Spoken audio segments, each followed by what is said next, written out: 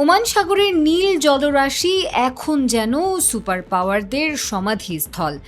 মার্কিন নৌবাহিনীর তথাকথিত জলদস্যুতার জবাবে এবার মাঝ দরিয়ায় বিধ্বংসী ড্রোন হামলা চালালো ইরান। ওয়াশিংটন যখন ইরানি জাহাজ দখল করে, ঠিক তখনই পেন্টাগনের রণতরীগুলোকে লক্ষ্য করে ঝাঁকে ঝাঁকে মরণদূত পাঠালো তেহরান।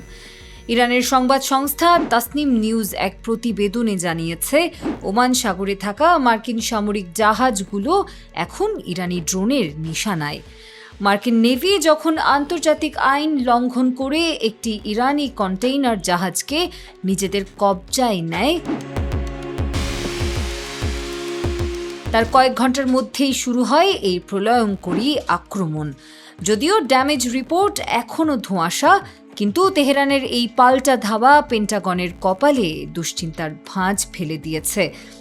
ইরানের সর্বোচ্চ অপারেশন কমান্ড খাতাম আল আনবিয়া এই ঘটনাকে কেবল যুদ্ধবিরতির লঙ্ঘন নয়, বরং সরাসরি সশস্ত্র জলদস্যুতা হিসেবে আখ্যা দিয়েছে।